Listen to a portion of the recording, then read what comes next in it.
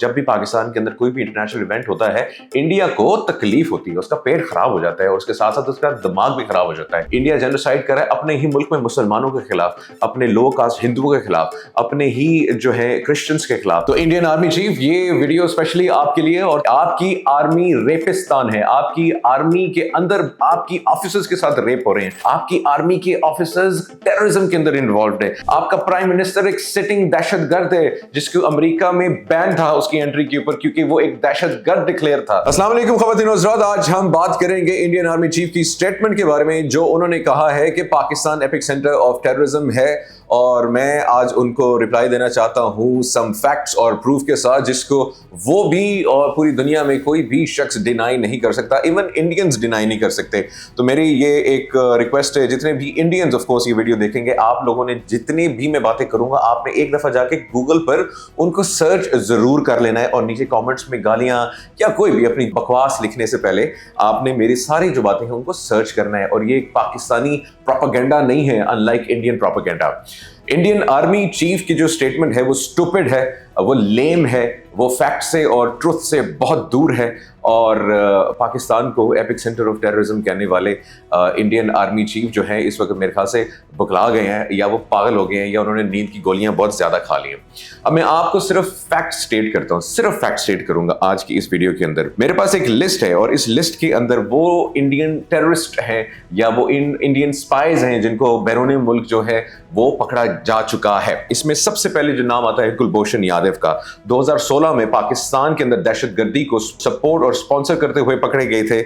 इसके बाद जी राबिंदर सिंह आते हैं, अमेरिका में पकड़े जाते हैं जी 2004 में, और ये एक फॉर्मर ऑफिसर हैं इंडिया रिसर्च रॉ के। और सिंह जो हैं face charges of espionage. He fled to India after being accused of stealing sensitive defense documents. इसके बाद आजी जी बारी श्रीनिवास बी एंड पी के। श्रीनिवास बीपी के मतलब B.P है, आप लोग समझना चाहिए कि श्रीनिवास सर का बीपी जो है वो लो हो गया। ये भी एक फॉर्मर इंडिया रॉ के बंदे थे और इनको भी पकड़ा गया था सऊदी अरेबिया के अंदर, जिनको सजा भी हुई थी। इसके बाद जी चंद्रेश सिंह नेपाल में पकड़े गए 2020 में।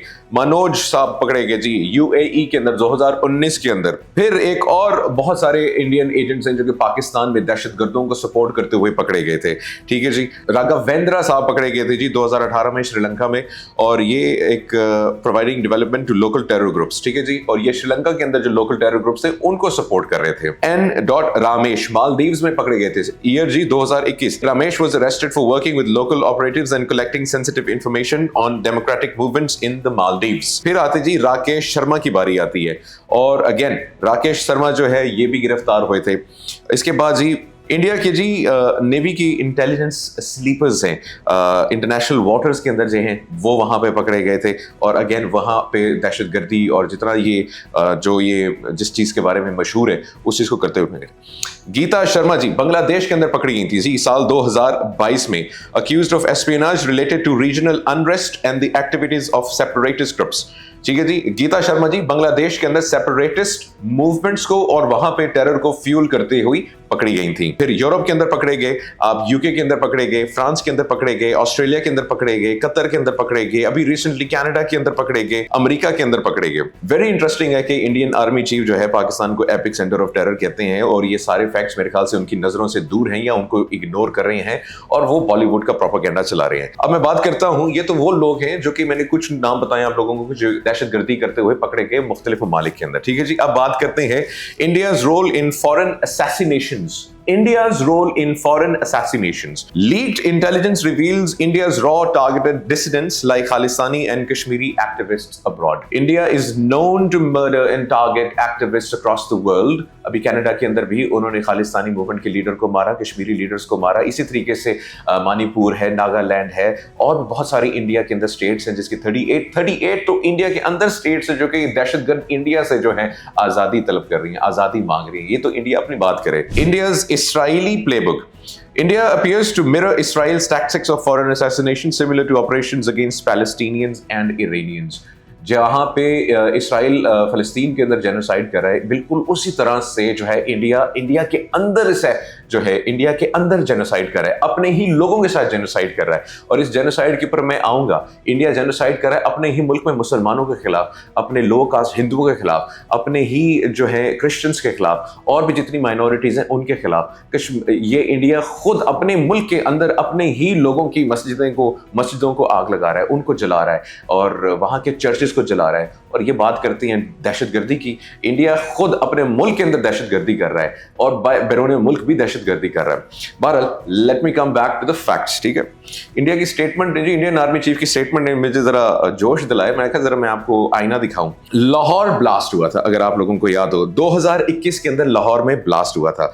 और इसका भी जो है टांके जितने भी हैं वो रॉ से जाके लिंक होते हैं। और इसका मकसद था aim to destabilise Pakistan during a crucial FATF का सेशन। ठीक है जी, FATF का सेशन हो रहा था पाकिस्तान के अंदर। और इंडिया को ऑफ कोर्स जब भी पाकिस्तान के अंदर कोई भी इंटरनेशनल इवेंट होता है, इंडिया को तकलीफ होती है, उसका पेट खराब हो जाता है और उसके साथ साथ उसका दिमाग भी खराब हो जाता है। और उसकी पूरी कोशिश होती है पाकिस्तान को इंटरनेशनली मैं आइसोलेट करूं और पाकिस्तान के अंदर दहशतगर्द तंजीमों को सपोर्ट करूं और पाकिस्तान के अंदर दहशतगर्दी की स्पेशली उन ओकेजन्स के ऊपर जब भी कोई इंटरनेशनल इवेंट आ रहा होता है। हाइब्रिड वॉरफेयर की टेक्निक्स हैं जी। अभी हमने देखा India employs social media bots and disinformation as seen during the TLP protest in Pakistan to incite unrest. India bots को अनलीश कर देता है, और वैसे भी उनकी आबादी बहुत ज्यादा है, उनको प्रोटेक्शन यूज करनी चाहिए ताकि इतने जो है स्टूपिड लोग बार बार पैदा ना हो सके। और बड़े मजे की बात है, ये सिर्फ पाकिस्तान में इस्तेमाल नहीं करता है, ये दुनिया भर में अपने फेक प्रोपेगेंडा को जो है प्रमोट करने के लिए बॉट्स और डिस इन्फॉर्मेशन को यूज करता है। और इसको भी एक ये आप स्क्रीन के ऊपर देख सकते हैं कि जो EU डिस इन्फो लैब है, इसने एक्सपोज किया है कि इंडिया के जितने भी मीडिया आउटलेट्स हैं, उनकी जो सोर्सेज हैं, उनका कोई पता ही नहीं होता। जैसे मोस्टली इंडियंस को नहीं पता कि उनका बाप कौन है, लेकिन मैं आपको बता देता हूं कि वो मेरे ख्याल से शायद पाकिस्तान ही है। Pakistan presented evidence to the global community regarding India's involvement in terror activities in the region. और ये वो डोजियर्स हैं जिसको इंडिया रिफ्यूज नहीं कर सकता। और इंटरनेशनल ऑर्गेनाइजेशंस ने, इंटरनेशनल कम्युनिटी ने इन सब चीजों के ऊपर अपनी स्टेटमेंट्स भी रिलीज की हुई हैं। और उनकी जो रिस्पेक्टेड कांग्रेस है या नेशनल असेंबलीज हैं, वहां पे इनके बारे में बात भी की गई है और इनके बारे में स्टर्न और सख्त स्टेटमेंट्स भी इशू की गई हैं। अच्छा जी, इसके बाद आता है जी LTTE arms shipment. India's secret arms supply to the LTTE was exposed in 1987, revealing its role in foreign conflicts. वही इसराइल वाला किरदार इंडिया भी जो है वो अपना रहा है। अब ये आप सर्च कर लीजिएगा जिनको नहीं पता, इंडिया का जो रोल है LTTE के अंदर वो एक्सपोज हुआ था 1987 के अंदर, जो कि ये फॉरेन कॉन्फ्लिक्ट्स को फ्यूल कर रहे थे, उनको सपोर्ट कर रहे थे।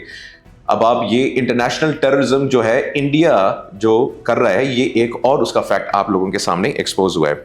नेपाल की जी रॉयल फैमिली का मैसेकर हुआ था, अगर आप लोगों को याद होगा। India orchestrated the 2001 massacre of Nepal's royal family due to king Virendra's refusal to act against China. इसको कहते हैं इंटरनेशनल टेररिज्म, और ये मैं आपको फैक्ट्स के साथ बता रहा हूं। अब बात करते हैं हिंदू टेररिज्म की। आज तक हमने खबरें सुनी है कि जी इस्लामिस्ट टेररिज्म और इस्लामिक जिहाद टेररिज्म, और हालांकि इस्लाम का और मुसलमानों का दहशतगर्दी से कोई ताल्लुक नहीं है। ऑल्दो मैं इस चीज को एग्री करूंगा कि किसी भी मजहब का दहशतगर्दी के साथ कोई ताल्लुक नहीं है, अच्छे और बुरे इंसान हर जगह होते हैं। लेकिन ये टर्म जो हिंदू टेररिज्म है, it has originated from with in India. ये मैं ओरिजिनेट नहीं कर रहा हूं या कोई और बंदा ओरिजिनेट नहीं कर रहा है। Hindu terrorism refers to violent acts carried out by Hindu nationalist groups aimed at promoting Hindu interests and ideologies, or often against Muslims or other minorities, justified by their religious motives. सबसे पहले आगाज होता है Hindu terrorism का जब partition हुआ था 1947 के अंदर, और इसके बाद बहुत सारे कम्युनल वायलेंस और कत्लेआम हुआ था, स्पेशली मुसलमानों के साथ और जितनी भी माइनॉरिटीज थी उनके साथ। इसको इंटरनल दहशतगर्दी भी कह सकते हैं हम लोग। राष्ट्रीय स्वयं सेवक संघ RSS 1922 के अंदर इस्टेब्लिश किया गया, और इसका मकसद था कि हिंदू ओनली स्टेट हमने बनानी है। और ये मेरी एक मैसेज है और मेरी एडवाइस है जितनी भी माइनॉरिटीज़ हैं, क्योंकि इस वक्त RSS लेड BJP की गवर्नमेंट है, और ये जिस तरीके से जा रहे हैं, ये बहुत जल्द जो है एथनिक क्लेंजिंग कर देंगे जितनी भी माइनॉरिटीज़ हैं हिंदूज को छोड़ के, और इवन अपने लोअर कास्ट हिंदूज को भी ये मार देंगे, और क्योंकि ये मारते आ रहे हैं। अब हिंदू टेररिज्म की मैं बात कर रहा हूँ तो मैं थोड़ा सा आप लोगों को फैक्ट भी बता देता हूँ, क्योंकि मैं जो भी बात करूंगा वो प्रोपेगेंडा के ऊपर बेस्ड नहीं होगी। होगी। सबसे पहले बात करते हैं जी बॉम्ब ब्लास्ट की। मालेगांव ब्लास्ट जी 2006 में series of bomb explosions occurred in Malegaon, a Muslim majority town, resulting in several deaths and injuries. Initially blamed on Muslim extremists, later investigations implicated Hindu nationalist groups थे। ठीक है, पहले उन्होंने मुसलमानों के ऊपर इल्जाम लगाया और फिर बाद में जब सबूत हुआ, इन्वेस्टिगेशन हुई तो पता लगा कि अपने ही हिंदू टेररिस्ट थे जिन्होंने ये बम धमाका किया। अजमेर शरीफ दरगाह ब्लास्ट हुआ था 2007 के अंदर, और ये एक सूफी श्राइन थे और उनकी जो दरगाह है वहां पर ये ब्लास्ट हुआ था और इसमें भी बहुत सारे मुसलमानों को जो है शहीद किया गया था। And again the incident was linked to Hindu extremist organisations. फिर अगेन समझौता एक्सप्रेस ब्लास्ट 2007 के अंदर हुआ था। The train travelling between India and Pakistan was bombed, killing approximately 68 people. ये रिपोर्ट्स हैं लेकिन इससे बहुत ज्यादा ही होंगे, और सारे जितने भी थे मोस्टली वो पाकिस्तानी थे, मतलब कि जो पाकिस्तानी बोगियां थे जिसके हम पाकिस्तानी सफर करे थे, स्पेशली उनको ही टारगेट किया गया था। और इन्वेस्टिगेशंस ने जो है बाद में ये चीज साबित हुई थी कि अगेन इसमें भी हिंदू टेररिस्ट इन्वॉल्व थे, इंडिया के अपने दहशतगर्द इन्वॉल्व थे और इल्जाम पाकिस्तान के ऊपर लगाया था इन लोगों ने, हालांकि फैक्ट से बहुत बहुत दूर था। समझौता एक्सप्रेस के बाद बात करते हैं जी मस्जिद ब्लास्ट हुआ था जी, और वेरियस इंसिडेंट्स महाराष्ट्र में हुए, गुजरात में हुए, दिल्ली में हुए, और ऐसे और भी बॉम्ब ब्लास्ट हुए जो कि अगेन जो हिंदू दहशतगर्द थे ये सब उन्होंने किए थे। अब हिंदू टेररिज्म ऑर्गेनाइजेशंस जो हैं जैसे आरएसएस हो गई, बजरंग दल हो गई, अभिनव भारत हो गई, ठीक है जी, हिंदू जन जागृति समिति हो गई जी, और इसके बाद और भी बहुत सारी चीजें हैं। हिंदू टेररिज्म अभी खत्म नहीं हुआ है ख़वातीन और हज़रात। ये वीडियो आप लोगों ने जो है आखिर तक देखनी, क्योंकि आज मैं प्रेजेंट करने लगा हूं आप लोगों को ऐसे प्रूफ्स जो कि मेरे ख्याल से आज तक किसी ने शायद ना प्रेजेंट किए गए हों। पाकिस्तान के ऊपर बात आएगी तो मुनीब हामिद जो है इसका बहुत ही तगड़ा जवाब देगा और फैक्ट्स के साथ देगा, और ऐसे फैक्ट्स जिसको आप लोग रिफ्यूज नहीं कर सकते। अब हिंदू टेररिज्म है जी, अकॉर्डिंग टू निकिता सक्सेना, इन्होंने कारावान के लिए लिखा, the Hindu terrorism gain traction in wake of 2007 समझौता express bombings.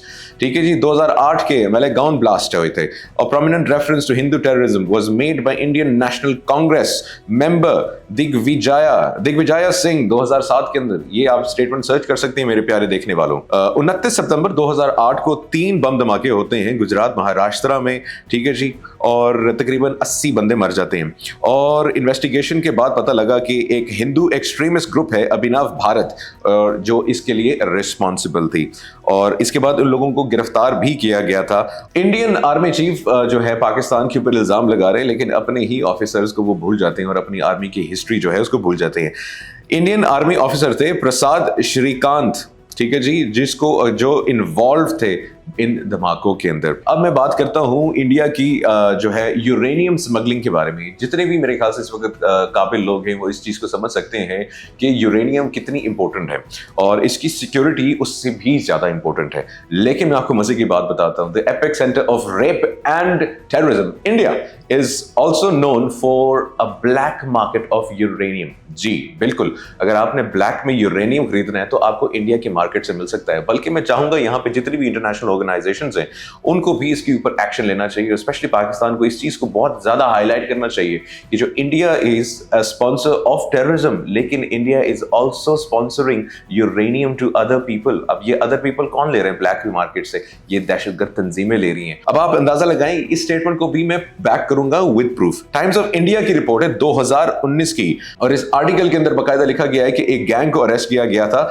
Illegal cell of uranium की हैदराबाद के अंदर। जितने भी मेरे देखने वाले हैं स्पेशली इंडियंस, अगर आपको लगता है कि मैं झूठ बोल रहा हूं तो प्लीज आप ये सर्च कीजिएगा, यूरेनियम रैकेट बस्टेड इन हैदराबाद, ठीक है। और मैं कोशिश करूंगा कि इस वीडियो की डिस्क्रिप्शन के अंदर सारे लिंक्स भी मैं मेरे प्यारे भारतीयों को प्रोवाइड कर दूं, और स्पेशली मैं चाहूंगा कि सारे इस इंडियन आर्मी चीफ को जो है इसमें टैग करें और जो पाकिस्तान के ऊपर इल्जाम लगा रहा है बेवकूफ इंसान। हिंदुस्तान टाइम्स 2020 की रिपोर्ट है, report on the seizure of radio active material and the अरेस्ट्स were made, ठीक है जी। अगेन ये भी आप सर्च कर सकते हैं। द न्यू इंडियन एक्सप्रेस 2016 की रिपोर्ट है, coverage of a case involving the sale of uranium and the apprehension of individuals in connection with the smuggling. Again ये इंडिया की अपनी रिपोर्ट्स हैं, ये इंडिया की अपने न्यूज आउटलेट्स हैं जो कि इसको जो है इसको कर रहे हैं। अब थोड़ा सा इंटरनेशनल न्यूज आउटलेट के बारे में भी आते हैं जी। अल जजीरा ने 2020 के अंदर जो है एक्सटेंसिवली रिपोर्ट किया था इंडिया का इलीगल यूरेनियम ब्लैक मार्केट्स और स्मगलिंग के बारे में। बीबीसी ने 2013 के अंदर रिपोर्ट किया था।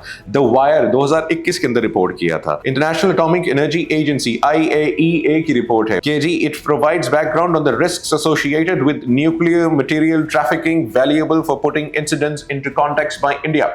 India is supporting the smuggling of uranium across the world. ये IAEA की रिपोर्ट है। United Nations Office on Drugs and Crimes UNODC की रिपोर्ट है एंड इसकी report document discussing the global context of nuclear material smuggling including case and studies which may reference to India directly. The epicenter of terrorism. मतलब it's funny, the Indian Army chief has the brain of the size of a nut मेरे ख्याल से। और खुदा ना ख्वास्ता, अल्लाह ना करे, लेकिन पूरी दुनिया को, यूएस को, पूरी दुनिया सुपर पावर्स को, रशिया को, चाइना को, इन सब पूरे ममालिक को, पूरी दुनिया को जो है यूनाइटेड होना चाहिए against India, because India is sponsoring terrorism across the world.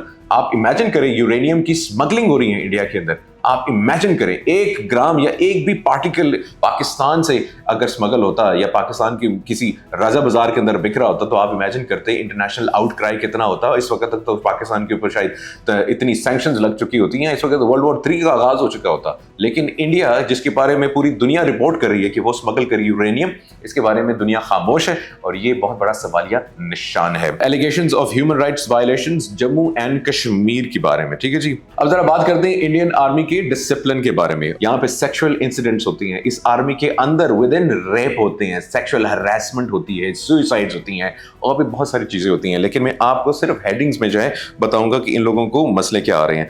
Soldier का वेलफेयर का इशू है, ठीक है जी। करप्शन की एलिगेशंस है, fatal incidents due to negligence है, इनको बंदूकें इस्तेमाल करनी नहीं आती, खुद को गोलियां मार देते हैं। इंटरनल कॉन्फ्लिक्ट्स और कोर्ट केसेस इनके अपने इतने चल रहे हैं। सेक्सुअल हरासमेंट एलिगेशंस है इंडियन आर्मी की विद इन इनकी अपने ही ऑफिसर्स के ऊपर, ठीक है जी। Hate crimes including violence against members of scheduled castes and scheduled tribes were committed with इंप्यूनिटी।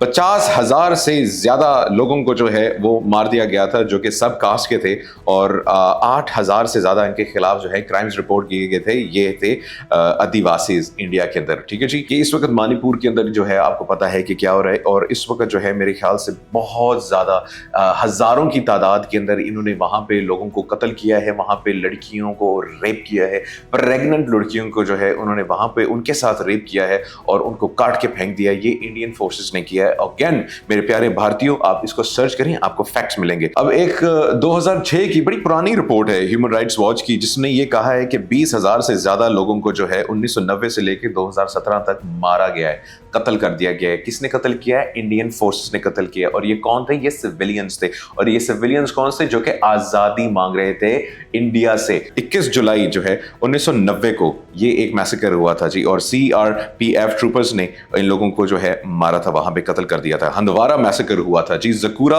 And टेंगपुरा massacre हुआ था। इसके बाद जी हवाल मैसेकर हुआ था, सुपोरे मैसेकर हुआ था, सुपोर मैसेकर हुआ था, बिजबेहरा मैसेकर हुआ था, कुपवारा मैसेकर हुआ था, ठीक है। फेक एनकाउंटर्स एंड किलिंग्स हैं, फोर्स डिसअपीयरेंसेस हैं, मैस ग्रेव्स मिली थी, extra judicial killings bye security personal, torture के इतने ज्यादा इंसिडेंट्स हैं, सेक्सुअल वायलेंस है। बेचारी हमारी जो बहनें हैं कश्मीर के अंदर, उनको रेप किया गया, उनको कत्ल किया गया और रेप को बाकायदा एक टूल इस्तेमाल किया गया। और ये अभी तक जो है कश्मीर के अंदर हो रहा है क्योंकि आप लोगों को पता है कि दुनिया के सबसे बड़ी ओपन प्रिजन इस वक्त कश्मीर है और ये इंडियन फोर्सेस इसको रेप को एज अ टूल यूज कर रही हैं अगेंस्ट द कश्मीरी मुस्लिम्स। आप इमेजिन करें कि दुनिया में ऐसा कहीं नहीं होता सिवाय इसराइल और मेरे ख्याल से इंडिया ही, ये दोनों दुनिया की सबसे अव्वल एग्जांपल्स हैं जो रेप को यूज करते हैं as a tool to suppress the people. मैं यूजुअली कहता था इंडिया को रेपिस्तान, लेकिन ये जो इंडियन आर्मी है ये भी इस रेप से इंस्पायर्ड होगी और विद इन द इंस्टीट्यूशन ये अब इतने इंसिडेंट्स होंगे एक आर्मी के अंदर रेप के और सेक्सुअल हरासमेंट के। लेकिन since rape is very common in India, आप लोगों को पता होगा कि तकरीबन हर 4 मिनट में एक लड़की के साथ इंडिया के अंदर रेप होता है। इंडिया जो है जितने भी फॉरेन टूरिस्ट आते हैं उन लोगों के साथ क्या करता है। अब कुछ इंडियन मिलिट्री रिपोर्ट्स थी जो कि लीक हुई थी जिसके बाद जो है ये सारी चीजें जो हैं सामने आई थी। ओके जी, एक senior Indian army lady officer है लेफ्टिनेंट कर्नल गौरी मिश्रा, इन्होंने फाइल किया था जी कि इनका रेप किया गया है। मेजर जनरल अजय क्या जो है इन्होंने जो है forced extra marital relations with Indian army lady officer colonel Annu with who had been visiting and staying overnight on multiple occasions in her house in the absence of her husband. Yeah. Oh my God. This is Indian Army, Khawateen Hazrat. Lieutenant General Arvind Singh Rawat, the Commandant College of Material Management, serially harassed Lieutenant Colonel Harshvardhan Singh and his lady wife when the officer was commanding the Ordnance Unit 23 ID in which the colonel was serving. He had called the officer. ये इनको ये जो अफसर थे ये अपने ही जवान को और उसकी बीवी को हरास कर रहे थे। Brigadier S.K. Narayan, ex-DA Afghanistan, raped and molested an Afghan student in the Indian embassy who was seeking scholarships through Indian embassy at Kabul. Brigadier Narayan was deported by Afghan authorities after the incident. Khawateen Hazrat, this is breaking news for you. Brigadier S.K. Narayan, ex-DA Afghanistan, raped and molested an Afghan student in the Indian embassy. Inside the Indian embassy, एक अफगान लड़की को India के फौजी ने rape किया. A major general was found guilty of inappropriate conduct with girl cadets of National Cadet Corps while serving in Gujarat and was awarded 10 years forfeiture of service and severe reprimand on accusations of sending inappropriate messages and videos to girl cadets as well. An Indian Navy lieutenant's wife has alleged she was forced into wife swapping by her husband and senior officers at their base in Cochin in 2024. Indian army के अंदर wife swapping हो रहा है ख़वातीन हज़रात, आप imagine करें. And up to 8 officers including a commodore and their wives have been accused. Lieutenant Colonel Gauri Mishra, a female officer, recently made grave allegations of rape against her fellow officer Lieutenant Colonel Davesh Mukherjee. She disclosed that indecent videos were produced, leading to her subsequent victimization through blackmail. A staggering 123 women officers have filed complaints of sexual harassment within the Indian Army, highlighting a pervasive issue within the Indian Army's ranks. Khawateen Hazrat, 2019 के अगस्त के महीने में major general was dismissed for sexually harassing a fellow female officer as reported by the Economic Times. और 2006 से लेके 2009 के दौरान बहुत सारी फीमेल ऑफिसर्स थी जो इंडियन आर्मी की, जिन्होंने इल्ज़ाम लगाए कि या उन्होंने ये कहा कि हमें सेक्सुअली हरास किया जा रहा है और उन ऑफिसर्स के खिलाफ कोई कार्रवाई नहीं की, और इसके रिजल्ट में जो इंडियन ऑफिसर्स थी आर्मी की जिनको उनके अफसर सेक्सुअली हरास कर रहे थे, रेप कर रहे थे, अल्टीमेटली उन्होंने सुसाइड्स की as reported by Asia Today. और ऐसे ही एक इंसिडेंट है मेजर अनीता कुमारी का, जिन्होंने दिसंबर 2016 में जो है ट्रॉमा की वजह से अपनी ही जिंदगी ले ली और इनको सेक्सुअली हरास किया जाता था इंडियन आर्मी के अंदर. जो स्टैट्स हैं कुछ ये इंडिकेट करते हैं, सिंस 2007 से लेके 1245 से ज्यादा female Indian military personal have fallen victim to sexual abuse according to Asia Today, not according to Munib Hamid, not according to Pakistan, according to Asia Today. Indian Army Chief साहब, Pakistan epic centre है terrorism का, India epic centre है terrorism का, Indian army epic centre है terrorism का, Indian epic centre है rape का, Indian army epic centre है रेप का. और ये मैं प्रोपेगेंडा नहीं, मैं आपको फैक्ट्स के साथ जवाब दे रहा हूँ. अपनी आर्मी को फिक्स करें, अपने जो आर्मी के ऑफिसर्स हैं उनकी ख्वाहिशात को पूरा करें. ये आपके फीमेल ऑफिसर्स को रेप कर रही हैं, कोई डिसिप्लिन लेकर आए, अपने आप को फिक्स करें. This is very embarrassing. I can not believe this is happening with in the Indian army. Beyond national borders, stories of sexual exploitation and misconduct involving the Indian Army on peacekeeping missions have also surfaced. Indian soldiers deployed in Congo were implicated in sexual exploitation, and 3 Indian peacekeepers were sentenced to jail for raping a woman in South Africa. और सिर्फ 3 सालों के अंदर ये report सामने मेरे इस वक्त पड़ी हुई है, 123 से ज्यादा फीमेल ऑफिसर्स ने सेक्सुअल अब्यूज और सेक्सुअल हरासमेंट और रेप को जो है उन्होंने कंप्लेंट्स की हैं. इंडियन पीस कीपिंग फोर्सेस जो हैं वो आई थी जी, they arrived in NNE for peace but done blood bath. और तामिल्स का जो मैसेकर किया गया था। IPKF raped more than 350 women and girls between the ages of 14 and 45. Half of them are under 18, or even pregnant women were raped by the IPKF. IPKF क्या है? Indian peace keeping forces, जिनकी जिम्मेदारी थी उनकी हिफाजत करना। इन्होंने वहां पे जाके उनकी औरतों, उनकी बच्चियों, उनकी प्रेग्नेंट औरतों को रेप किया और उनको कत्ल किया, और मैस ग्रेव्स भी बाद में जो हैं वो डिस्कवर हुई थी। तो इंडियन आर्मी चीफ, ये वीडियो स्पेशली आपके लिए और तमाम इंडिया के सपोर्टर्स के लिए और इंडियंस के लिए है कि next time before blaming Pakistan as the epicentre of terrorism, जरा अपने गिरबान के अंदर झांक के देखें। आपकी आर्मी रेपिस्तान है, आपकी आर्मी के अंदर आपकी ऑफिसर्स के साथ रेप हो रहे हैं, आपकी आर्मी के ऑफिसर्स टेररिज्म के अंदर इन्वॉल्व है, आपके मुल्क के लीडर्स टेररिज्म के अंदर इन्वॉल्व है, आपका प्राइम मिनिस्टर एक सिटिंग दहशतगर्द है जिसको अमेरिका में बैन था उसकी एंट्री के ऊपर क्योंकि वो एक दहशतगर्द डिक्लेयर था। इंडियन आर्मी स्पॉन्सर करती है दहशतगर्द, कश्मीर के अंदर, नेपाल के अंदर, नागालैंड के अंदर, मणिपुर के अंदर, श्रीलंका के अंदर, अफगानिस्तान के अंदर, पाकिस्तान के अंदर, ईरान के अंदर, ऑस्ट्रेलिया के अंदर, कनाडा के अंदर, कतर के अंदर, सऊदी अरब के अंदर, यूके के अंदर, यूरोप के अंदर, name all of this countries. ये वो ममालिक हैं और ये उन सब ममालिक के नाम हैं जिन्होंने इंडियन दहशतगर्दी को एक्सपोज किया है और पूरी दुनिया के सामने लेकर आए हैं इंडियन आर्मी चीफ साहब।